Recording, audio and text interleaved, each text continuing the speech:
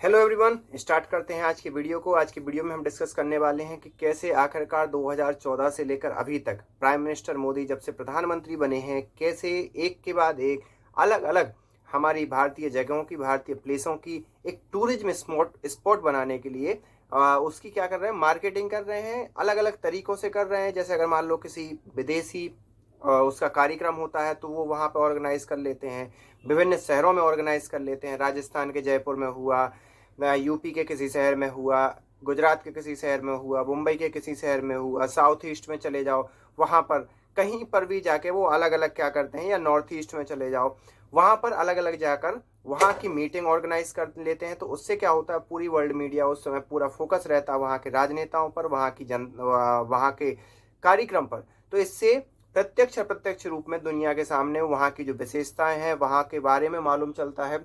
और ये चीज सबसे पहले हमने आइडेंटिफाई या नोटिफाई कब की, जब हमारे सामने मालदीव का इशू आया। मतलब पिछले 9 सालों से हमने ये नहीं देखा। दो यहाँ पर सबसे बड़े घटनाक्रम हुए, पहला G20 का समिट और दूसरा मालदीव के साथ थोड़ा सा मनमुटाव। इन दोनों घटनाओं ने इस चीज को प्रत्यक्ष रूप से जाहिर कर दिया कि आखिरकार उनका एक प्रॉपर उद्देश्य क्या था। और इसी मालदीव का आपको मालूम होगा, मालदीव का क्या मुद्दा रहा। मालदीव ने भारत के साथ थोड़ी अनबन की, भारत के साथ थोड़े से रिश्ते खराब करने के बारे में सोचा, जबकि भारत के साउथ में समुद्री एरिया में मालदीव एक छोटे छोटे टापुओं का देश है, फिर भी उसने चाइना की तरफ थोड़ा झुकाव प्रेषित करने के लिए भारत के साथ वो मतलब थोड़ा सा तकरार दिखाई दी। और इसी का जो वर्तमान राष्ट्रपति है वो इसी वजह से आए थे कि भारत के प्रति उनने एक लहर चलाई थी और एक प्रकार से कहना चाहिए राइट विंग पॉलिटिक्स खेली थी। तो मालदीव के साथ ये इशू हुआ। जैसे ही मालदीव के साथ इशू हुआ तो मालदीव का आपको मालूम होगा वो जनरली अपने द्वीपों के लिए, अपने समुद्री किनारों के लिए प्रसिद्ध है। उसी समय हमारे भारतीय प्रधानमंत्री मोदी लक्षद्वीप में जाकर कुछ फोटो खिंचवा लेते हैं, और जैसे ही फोटो खिंचवा लेते हैं तो सबके सब सोशल मीडिया में एक बाहर चल पड़ती है कि भैया मालदीव जाएं क्यों, मालदीव को हम ही ज्यादा सपोर्ट कर रहे हैं, मालदीव में हम जा जाकर वहाँ की टूरिज्म सेक्टर को बढ़ा रहे हैं, और बजाय इसके कि हमें लक्षद्वीप जाना चाहिए और लक्षद्वीप के टूरिज्म सेक्टर को बढ़ाना चाहिए। तो ये तो हुई एक बात। अभी हाल ही में उस समय तो लक्षद्वीप के लिए टाटा ने भी कई चीजें अनाउंस की कि भैया होटल खोलेंगे, व्यवस्था बनाएंगे, इन्वेस्टमेंट जाएगा, और चीजें लोग उसकी तरफ देख रहे हैं। और आगे आगे आने वाले 5 से 6 सालों में आप चीजें देख रहे होंगे कि वहां पर टूरिज्म किस हिसाब से बढ़ रहा है। वाराणसी का हमने एग्जाम्पल देख ही लिया, वहां पर विश्वनाथ कॉरिडोर बनाया। उज्जैन का हमने देख लिया, वहां पर महाकाल कॉरिडोर बनाया। कामाख्या माँ का कॉरिडोर तो बन ही रहा है। और अयोध्या का राम मंदिर, वहां पर हाईवे हो गया, वहां पर एयरपोर्ट हो गया, वहां पर रेलवे स्टेशन हो गया, वहां का आप देखो तो एक टूरिज्म स्पॉट में कन्वर्ट हो गया है। अभी इसी कड़ी में एक रिसेंटली उन्होंने क्या किया, द्वारका का विजिट किया। द्वारका आपको मालूम होगा हमारे जो भारतीय इतिहास है उसके पुराणों में ये निकलकर सामने आता है कि द्वारका एक सोने से बनी हुई नगरी थी जिसे भगवान श्री कृष्ण ने बनाया था।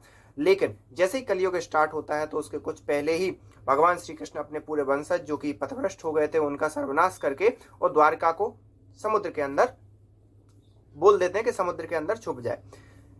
उस मान्यता के अनुसार अभी क्या है कि वहां पर जो जगह है जहां पर द्वारका होनी चाहिए थी, समुद्र से घिरी हुई थी द्वारका, तो वहां पर लोग जाते हैं और अपनी आस्था प्रकट करते हैं, वहां पर देखते हैं। तो एक टूरिज्म का बहुत बड़ा, लेकिन अभी तक क्या हो रहा था कि सिर्फ और सिर्फ इंडिया के लोग जो इंडिया की बातों को जानते हैं वही लोग जा रहे थे। लेकिन प्राइम मिनिस्टर मोदी ने वहां जाकर अभी हाल ही में वहां पर विजिट किया और वहां जाकर पूरे के पूरे वर्ल्ड को ये दिखा दिया कि भैया आप समुद्र में यहाँ जाते हो, वहां जाते हो, वहां पर कुछ भी ढूंढते हो, अलग अलग चीजें ढूंढते हो, लेकिन उससे ज्यादा अच्छा है कि आप भैया जो इतिहास में जिसकी वास्तविक प्रमाण है उस प्रमाण को खोजने के लिए आप वहां पर जाओ।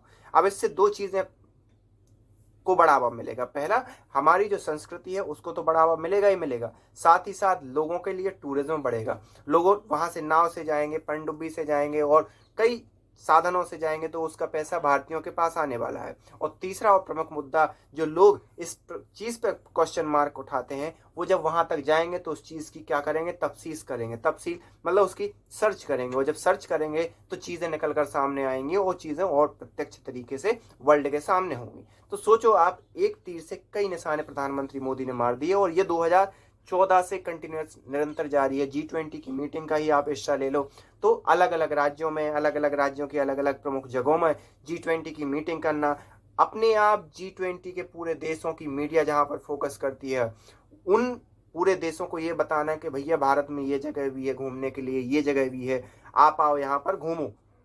ये चीजें दिखाती हैं कि आखिरकार भारतीय प्रधानमंत्री मोदी कैसे भारत के टूरिज्म सेक्टर को भी बढ़ावा दे रहे हैं। आप इस बारे में क्या सोचते हैं, आप हमें कमेंट करके बता सकते हैं। मिलते हैं नेक्स्ट वीडियो में, तब तक के लिए टाटा बाय बाय। और अभी तो 2024 का लोकसभा चुनाव आने वाला है, कई अपडेट आते रहेंगे आपके लिए, तो मैं इसी हिसाब से वीडियो लाता रहूंगा। मिलते हैं नेक्स्ट वीडियो में। Thank you.